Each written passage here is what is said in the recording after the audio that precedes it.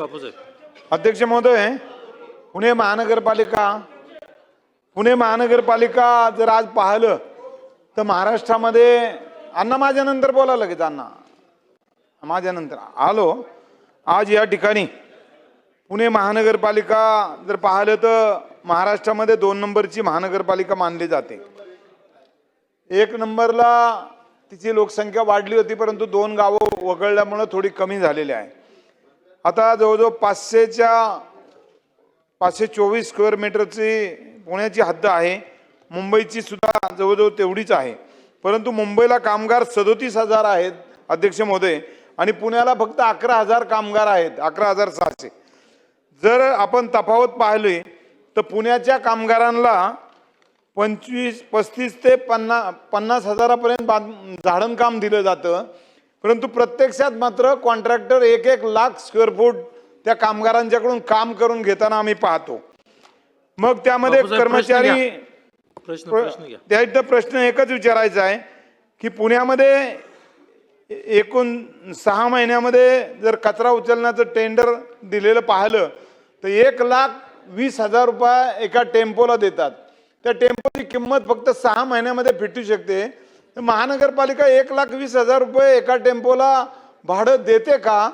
मग टेम्पो स्वतःचेच का घेत नाही, हा एक माझा प्रश्न आहे.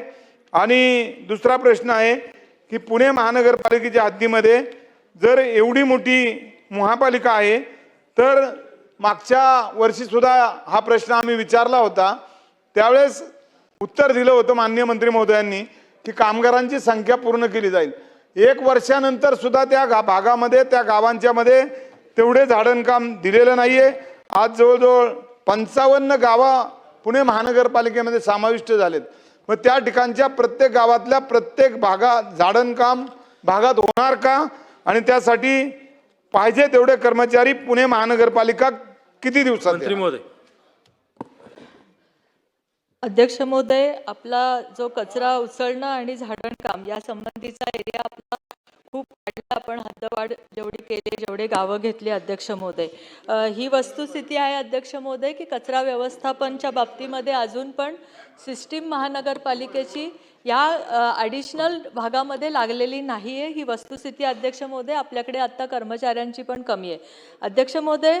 ह्याच्यासाठी आत्ता आपण हे जे सगळी क्षेत्रीय कार्यालय आहेत ज्याच्या मध्ये हे विभाग येतात, म्हणजे नुसतं खडकवासला नाही तर आपल्याकडे जेवढी 12 ते 15 मला वाटतं क्षेत्रीय कार्यालय पुणे शहरामध्ये आहेत, तर त्या क्षेत्रीय कार्यालयांनी सगळ्या कचरा व्यवस्थापनाचा एक अहवाल आणि एक आराखडा तयार करून अध्यक्ष महोदय आम्ही 30 दिवसाच्या आतमध्ये आम्ही सभासदांना देऊ.